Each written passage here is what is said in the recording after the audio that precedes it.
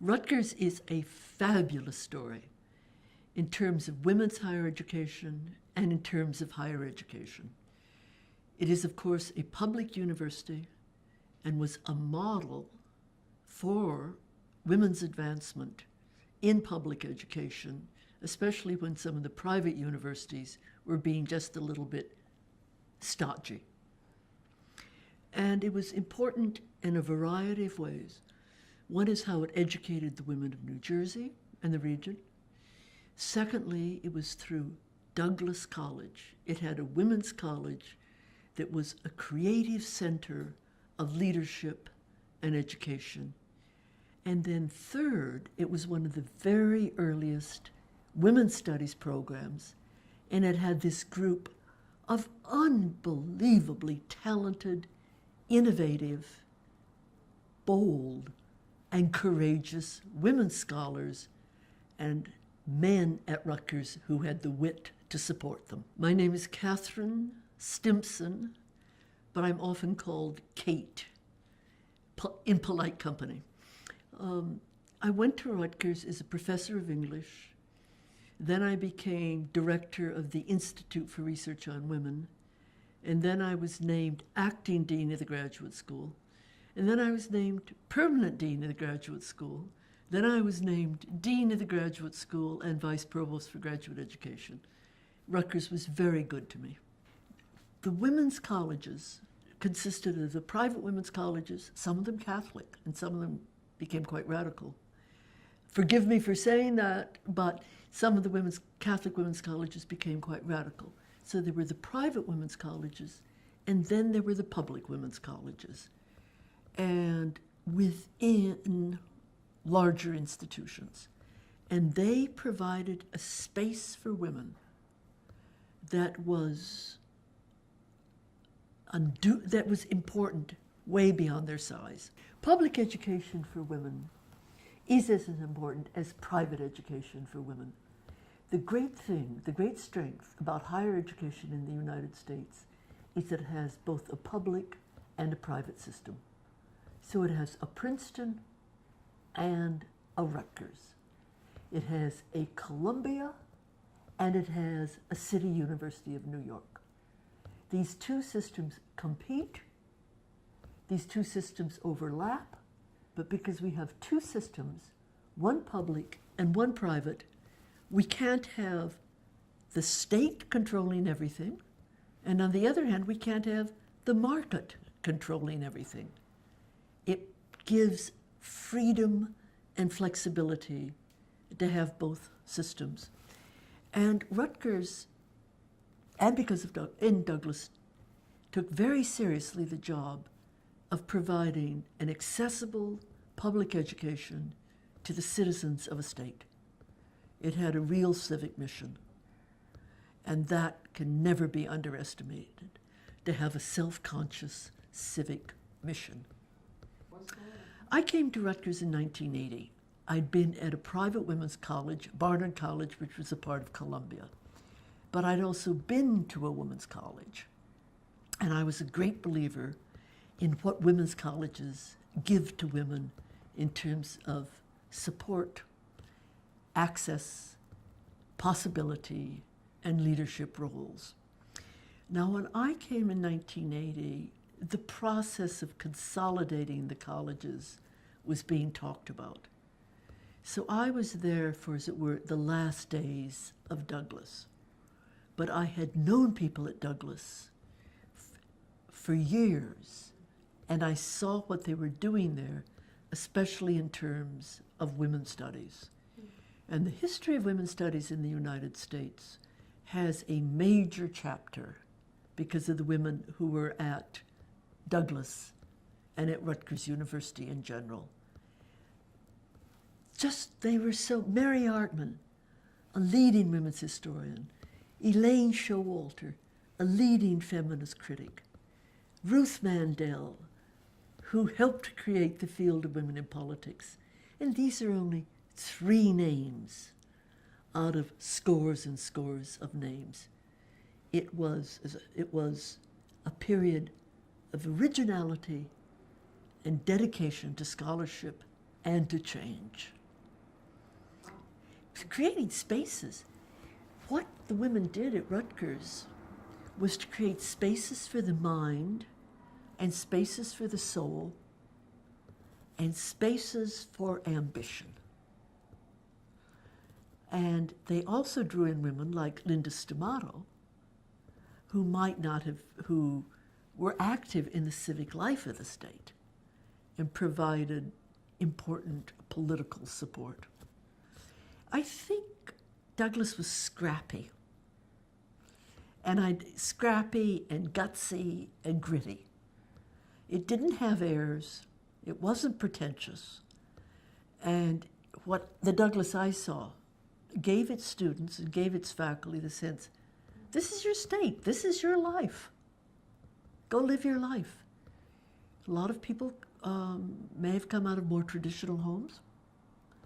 A lot of Douglas people were not born with silver spoons in their mouths. So they went on to create a golden future with the encouragement that their education gave them. I was English at Douglas. I was hired into Douglas, and my offices were in Douglas, and my initial loyalty was to Douglas, but changes were happening. Yeah. And then when I became an administrator, a graduate dean, I was responsible for the campus. But it also, what was so important is at that point, the whole university was consumed with ambition. It had a president named Edward J. Blaustein, who was a philosopher and a lawyer. It had a provost named Alec Pond, who was a physicist. Then there was a man named Kenneth Wheeler, who was a historian from Texas, who had far horizons in his eyes. And what was important about these men is they were supportive of women. What was also important about them is they were ambitious for the university. And this university was going to become a part of the elite group of American universities, the American Association of Universities. And we were going to get there no matter what. But their strategy was to encourage intellectual innovation. And less bold and less courageous leaders would have said, don't do women's studies, too radical. Let's stick with the tried and true. Let's do our metrics with the tried and true. And this group said, wherever we can create excellence, we will create excellence. So when you want to create educational excellence, you can go in several directions. You can take existing fields, American history, and you can say, okay, we're going to hire the best American historians we can find. Or you can say, okay, we're going to do chemistry, so we'll find the best organic chemists we can find. You can say that, but you can go on to say we're going to do something else as well. We're going to find the best historian of women we can find. Or in chemistry, we're going to put it together and have a program in oceanography. We're going to work in interdisciplinary fashion. So you take traditional fields and then you combine them in non-traditional ways. So you create breadth. You create breadth, you create new horizons. You create a new way of looking at the subject, or you support a new way of looking at the subject. So you just don't look at the Civil War, you look at women in the Civil War. You look at women of all races in the Civil War. I had been at Barnard, which was a part of Columbia University. So I was accustomed to having the women's colleges often treated with less love and respect than they deserved. So I was familiar with the misogyny of higher education, both the misogyny of contempt and the misogyny of condescension. And so what? You jump over the mud puddles. There was a huge debate about merging the faculties, and it came from a variety of sources. But one thing that was very painful at Douglas was the sense that women were going to lose their place, and that Douglas's aspirations to educate women and Douglas's aspirations to educate women leaders were just going to be thrown into a big blender. I don't think that's happened, but at the time it was a legitimate fear, because Douglas had enormous loyalty to it, and well-deserved loyalty. So I was not really a part of the debate. I came a little bit too late. But it was, you couldn't miss the pain. You couldn't miss the pain that was involved in the debate. Yeah. I am a strongest possible believer in the continued existence of not only the women's colleges, but the women's spaces, which was the compromise that Douglas reached with the university as a whole. That would be a space devoted to women. And I believe that for two reasons. One, I believe higher education works best when you have choices, when you have a variety of ways of doing education, when you have a very traditional college and you have a progressive college, when you have a Catholic college and you have a secular college, that it works best if you're not monolithic. It works best when you have diversity, and the women's colleges provide that. And the nirvana of gender equity has not yet been achieved. And until the nirvana of gender equity has been achieved, you need women's colleges. And in the same way, when we have genuine racial equality, we can perhaps look differently at the historically black colleges and universities.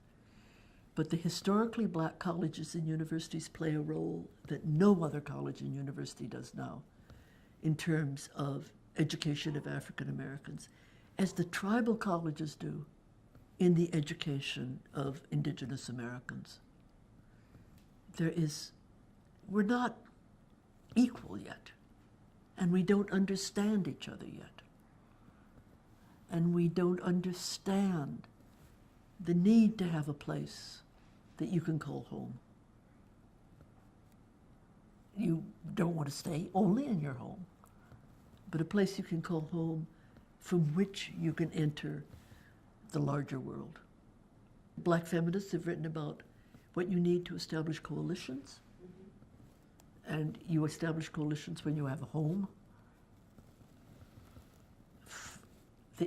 where you have a door you can open and say, you may come in if you wish, but you issue the invitation. The black women faculty were also, and are also so strong. I mean, Cheryl Wallenbach, feminist criticism, Deborah White in African American women's history. It really was then Martha Hodes, who was writing about the relations, interracial relations. And it was and is a formidable faculty. And President Blaustein and Alec Pond and Kenneth Wheeler built the faculty with enormous courage and enormous intellectual taste. Well, you may not care, but it is a marker of achievement, because you don't get in unless you meet certain metrics, a certain amount of research money, a certain amount of library books. You can be very good without belonging. But if you belong, it is a sign of intellectual achievement. And I remember the day when the leadership of Rutgers learned that it had been asked to join the AAU. Because some institutions have a sense of inferiority, a sense of being looked down upon. Occasionally the state of New Jersey feels that it's looked down upon. And this group of men and women said, nobody looks down on us.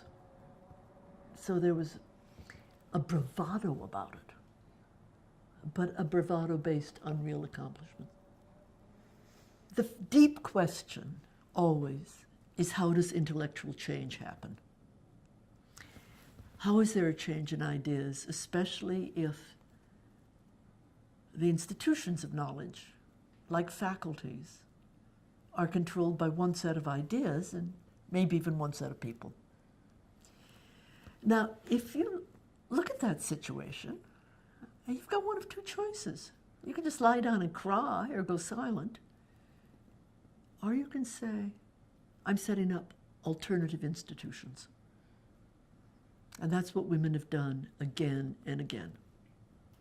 You don't want me in your club? Your mistake. As I understand the Berkshire Conference, it was a group of women historians, some of them in women's colleges. They didn't call themselves women historians. They were historians who were women. And they met in the Berkshire Mountains. And as I understand it, because now this is kind of an academic myth, they went walking together and hiking together, and they talked about history. And it was a place where historians who were women could be free and could think. Some of them had faculty jobs, but they weren't easy to get. Then, after the Second World War, the Berkshire Conference was perhaps less active than it might have been. This is the way I was taught the myth. And a group of women, including Douglas women, said, let's have Berkshire, let's reanimate the Berkshire historians and let's have conferences. So there were conferences, not just of historians who were women, but about women's history. I remember speaking at one in the 70s. Enormous excitement. Enormous excitement because what had been on the margins was really the center of adventurous inquiry. And this was happening, of course, this creation of alternative institutions had happened with some of the convents in the Catholic Church or the churches. It happened in the arts. It happened with the women's colleges. It happened with the historically black college. The 19th century was a time of creation of alternative institutions for groups that were not accepted in the mainstream institutions. Did you mean the 19th? Excuse me, the 19th century. The 19th century. And the 1970s was another period of creation of alternative institutions. Women's history, feminist criticism, and then fight your way in because your ideas are good. I hate to say it so simply, but because you're right. I was asked to come bring it back, and we organized a conference on women in work, and it was fun to do, but then I was asked to be acting dean of the graduate school. Okay. And I remember the wonderful Kenneth Wheeler saying to me, Catherine, in his Texas accent, Catherine, you'd have to admit only in a place like Rutgers would we appoint someone like you as acting dean of the graduate school. because I came out of women's studies and I was known as a bit of a maverick. Now, we did a variety of things, but the Institute for Research on Women, we had a little budget, and we organized a meeting of feminist and political leaders. And we had the help of a very smart woman, now dead, named Frances Lear. And she was then married to Norman Lear, and they had bought Robert Frost's old home and had made a showpiece out of it. It was hardly the homespun place. The homespun place of Robert Frost's very sophisticated but homespun poetry. No, we went up there, and there are many stories, some of which are not to be repeated, that came out of that meeting. I'm not sure exactly what the meeting accomplished, in anything having to do with women in politics and any stories about women in politics, including how did Geraldine Ferraro get proposed as the first woman vice president, I bow to the authority of Ruth Mandel, one of the leaders about women in politics. Many ideas were hatched there. And if Ruth Mandel says that's when the idea was hatched, because it did bring together academics and women political leaders. If Ruth Mandel says that's an idea that came out of the deliberations in Vermont, then it happened. The Center for American Women in Politics was really a first. It was really a first to collect data as seriously as it did and to serve as advocacy for women in politics and to do training for women in politics. So it was scholarly, but it was pragmatic. It said, this is how you run for office, and this is why you should run for office. It was nonpartisan, which was also important, but the Center for Women in Politics operated on the perfectly respectable theory, indeed a noble theory, that if you're a democracy, you exclude no citizen. But if you're a democracy, you also have to train citizens. Nobody's born a citizen. We become citizens. And we have to learn how to be citizens from the time we're tiny children. And then we have to learn how to run for office. And then we have to learn how to conduct ourselves in office. So it was a great creation, and it was one of those things that made Douglas and Rutgers so important in terms of creating national, and then with Mary Hartman's leadership, global institutions. Mary Hartman is so amusing. She is one of the smartest women around. She has a wicked sense of humor, wicked sense of humor. And she can see around corners that we don't even know are corners. Mary Hartman's first book was about women who murder, which shows her, shall we say, taste for the offbeat subject.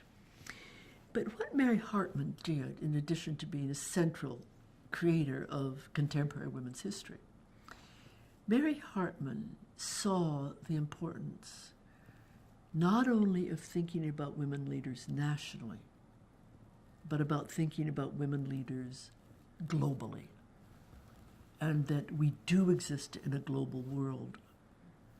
So among the things she did was to recruit the great activist, Charlotte Bunch, and to bring in a faculty of that caliber. But it was she who, among others, I mean, everybody was in it together. But it was Mary, not only because of her groundbreaking scholarship, but Mary who said, we can be a center for training women leaders nationally and globally. And Mary had and has, like so many of the women at Rutgers at that point, like Ruth Mandel, Mary and others, many others, had the capacity to take an idea and turn it into a program. To say, gee, to say, women are leaders all around the world. And then to say, well, let's have an institute for women's leadership, global leadership. It was that kind of practical imagination that characterized her, as well as I say, this devastating sense of humor. But she was also always diplomatic. The Douglas women behaved like, there was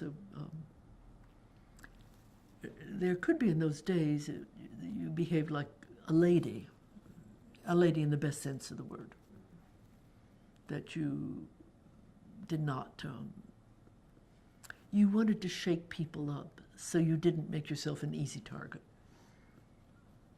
No, she had very innovative ideas, but she was also a great persuader and persistent, and a good speaker, a good public speaker, a good rhetorician. When Alison left Ford, when the wonderful Alison left Ford, and there was the question of what would she do next.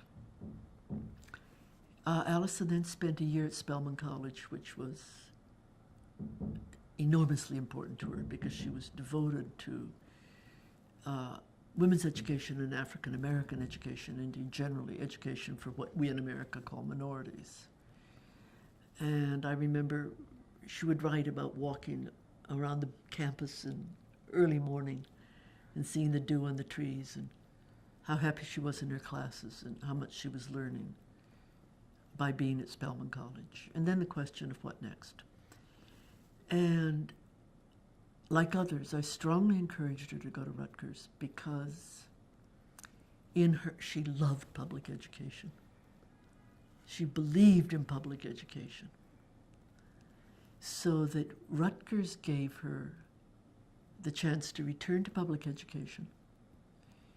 It gave her the chance to focus on women's issues, and it recognized her scholarship and gave her tenure as a historian. So that for Alison, it was a triple gratification to be able to go down and do this. And Rutgers was so wise to hire her. It was a brilliant hire and a choice that made Alison very happy. It is an agony for us all that Alison had so short a time at Rutgers. I think there will probably be several legacies. One great legacy will be the memory she leaves in students and faculty and administrators. A memory of energy and brilliance and possibility, a memory of a woman of force and principle. A second thing will be the book series she started on women's leadership.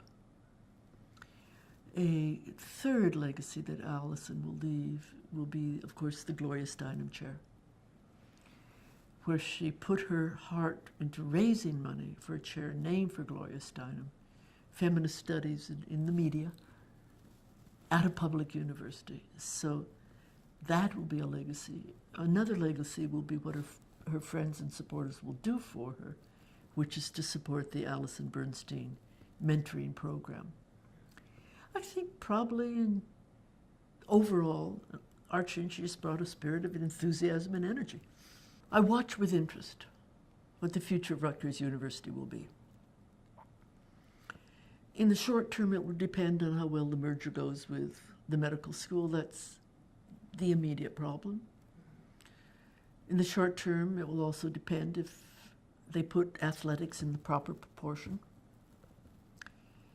Even more deeply is whether the state of New Jersey will support it. And this is a problem of all the major state universities, which is the drastic and, to me, self-destructive cutback of state funding of the great public universities. So there are those three issues that the university as a whole has to face. It is a characteristic, well, big institutions have to make choices.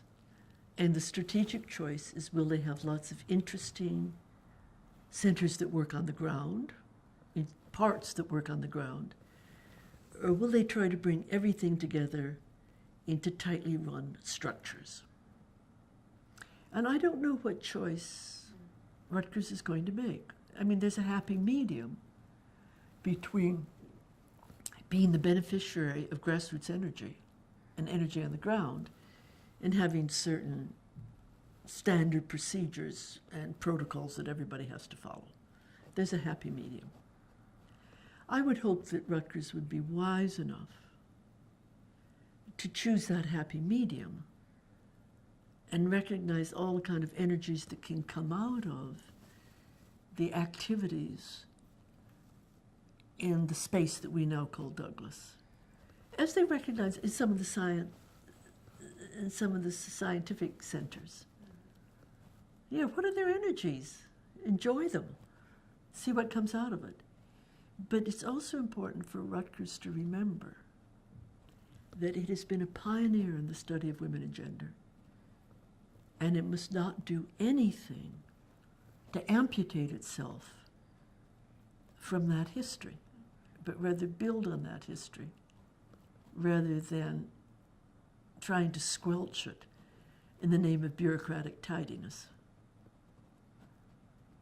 I am often asked about what's going to happen to public institutions in the United States. And I think it's an open question. We're going through a moment where public education is seen as a private good rather than as a public benefit. And some of our greatest institutions have become less and less dependent on state funding. I think of Michigan, I think of Virginia, I think of Texas, I think of Berkeley in the California system. Now the state can still say, you're our institution, but they can say, yeah, but you only give me 9% of our budget. If you're in a position of a state institution, what do? You keep in touch with your alumni. You teach your students, especially your undergraduates, as well as possible. You point to a record of discovery that the institution has made. You point to an even larger record of service that you have given to the state, the institution has given to the state. Maybe athletics is going to be your tool. Then you better have good teams. You might point to athletics and say. And you also remember that not many of the state legislators are proud of the institution. And so you cultivate the better angels of their nature. I'm a great believer in women's sports. And indeed, to people's surprise, I've spoken about them. And I have an essay up there somewhere on the internet about women in sports. I played basketball in college until I blew out my knee, and thereby ending a noble career in women's basketball. Sports are a great developer of character. And they do teach teamwork, unless you've got a brutal coach. And it's also, I think, really good for little girls to see those women going out there as a team, fighting, sometimes losing, sometimes winning. So, bravo to Rutgers for supporting women's basketball. Now, this is off the record. Lawrence made a couple of racist remarks, and so he had to build up. He didn't build up women's basketball out of the goodness of his heart or his devotion to equality, as Blaustein and Pond and Wheeler and that crew really, they might have not have been raging feminists, but Blaustein had a very tough wife, and they were a very tough professional lawyer herself, I believe, if I remember correctly. So they believed it.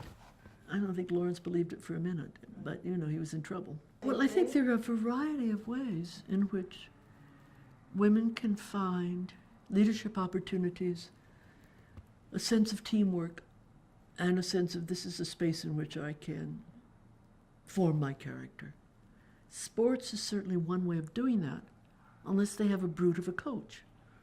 Now, Pat Summitt didn't, I believe, the great coach from Tennessee, I believe all her team graduated. The team at Connecticut. The interesting thing about women's sports is how do they handle the question of, is this a hotbed of lesbianism?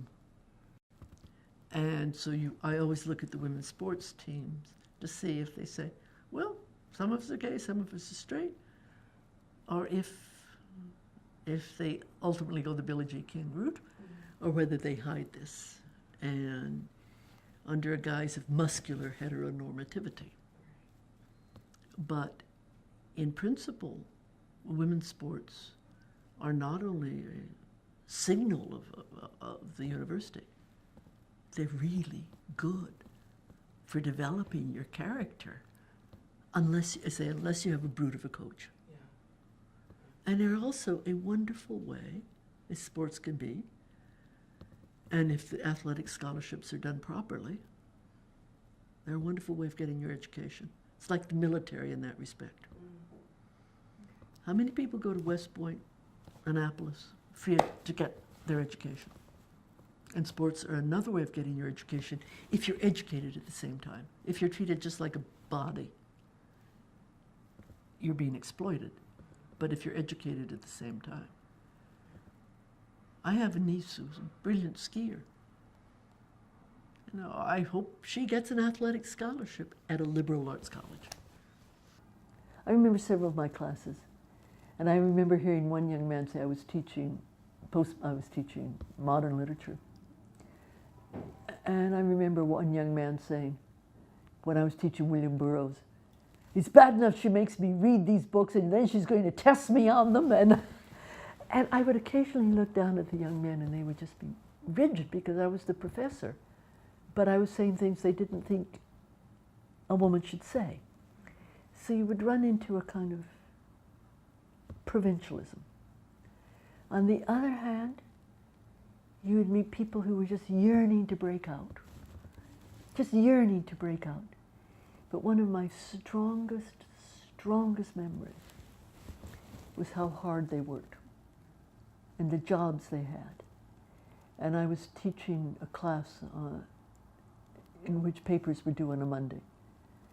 And a young woman came and said, I can't get the papers in on Monday because I work in a nursing home over the weekend and I am hoisting bodies. And she wasn't big. And I'm hoisting these bodies. And she said, by the time I get home, I'm just exhausted.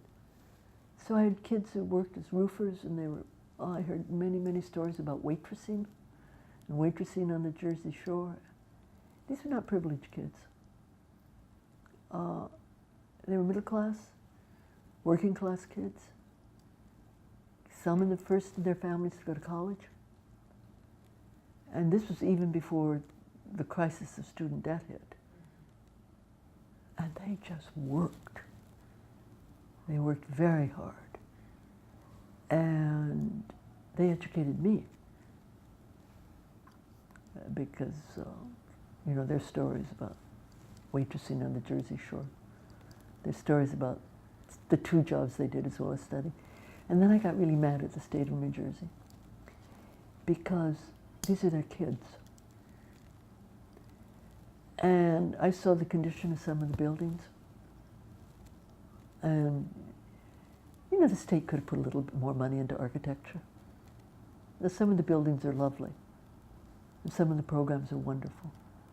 But the state could have had a bit more pride in some of its architecture. Because architecture is the outward and visible sign. I wanted my kids to have a space for learning that gave them an aesthetic quality and a sense of possibility and a sense of their own horizons being expanded. So that I didn't teach undergraduates for so long, but I came away with enormous respect for their energy and their toughness and their grit. One of my strongest memories was how hard they worked and the jobs they had. And I was teaching a class in which papers were due on a Monday. And a young woman came and said, I can't get the papers in on Monday because I work in a nursing home over the weekend and I am hoisting bodies. And she wasn't big. And I'm hoisting these bodies. And she said, by the time I get home, I'm just exhausted. So I had kids who worked as roofers and they were, I heard many stories about waitressing and waitressing on the Jersey Shore. These were not privileged kids. They were middle class, working class kids. Some in the first in their families to go to college. And this was even before the crisis of student debt hit. And they just worked. They worked very hard. And they educated me. Because, you know, there's stories about waitressing on the Jersey Shore. There's stories about the two jobs they did as well as study. And then I got really mad at the state of New Jersey because these are their kids. And I saw the condition of some of the buildings.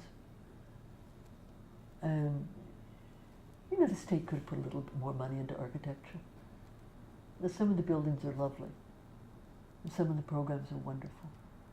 But the state could have had a bit more pride in some of its architecture, because architecture is the outward and visible sign. I wanted my kids to have a space for learning that gave them an aesthetic quality and a sense of possibility and a sense of their own horizons being expanded. So that I didn't teach undergraduates for so long, but I came away with enormous respect for their energy and their toughness and their grit. Some of them have gone on to very distinguished careers.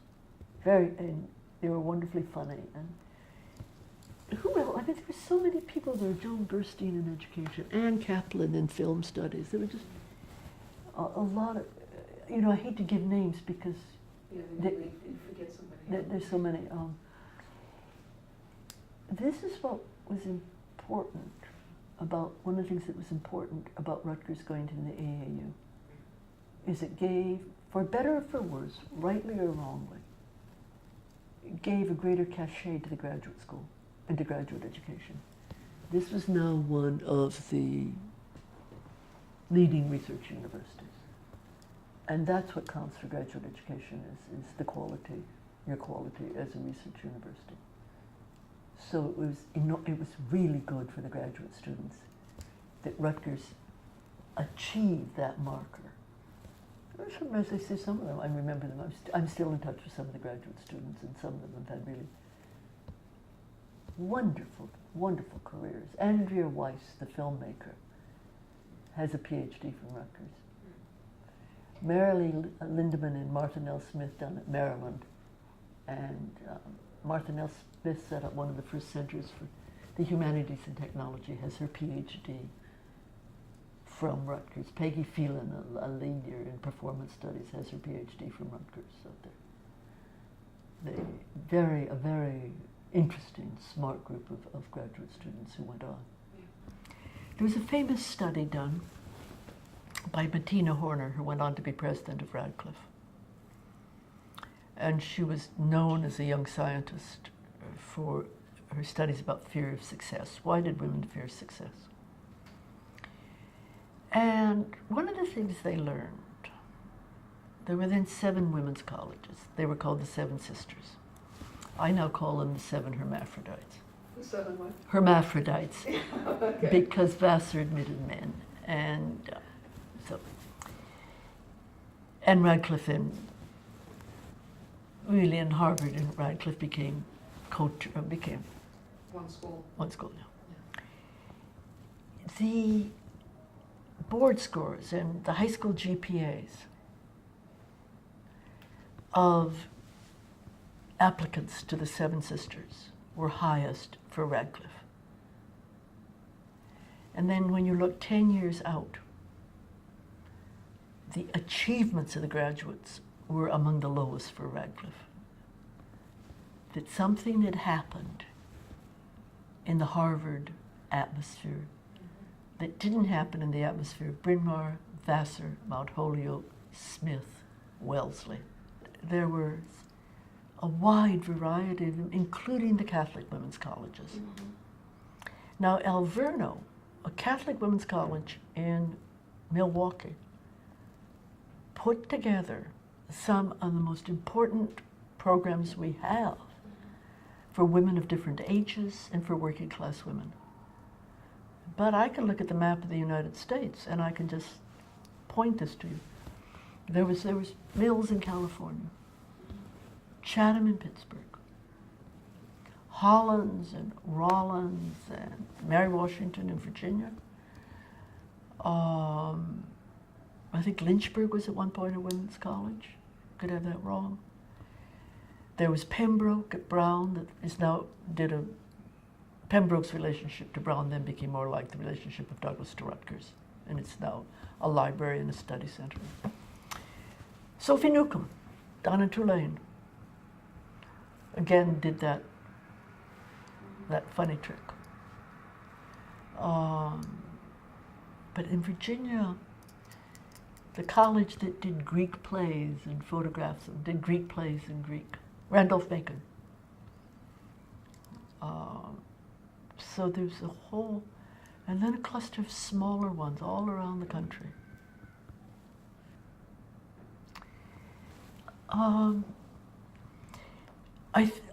don't think it would be fair to use Douglas as the canary in the mine because of the great variety in American institutions of higher education. You could also say, as so goes Alverno, which is a pioneering Catholic college for working class women and women of all ages in Wisconsin. So you could say that of Alverno. You could say it of Mills College in California. Or you could say, what happens to women in coeducational research universities, college? Or you could say, what happens to women at West Point? There's just 4,500 institutions of higher education in the United States. There are a lot of mines. There's gold mines, and there's coal mines, and there's silver mines, and there are platinum mines. And so what is the canary in each of these different kinds of mines? To me, the great question about Rutgers now is, will it get respect and support from the state? Can it continue to be a great state institution? And then will the humanities, because there's very strong humanities departments, will the humanities be respected? It is the greatest higher education system in the world at this point. Is it going to be squandered? Open question.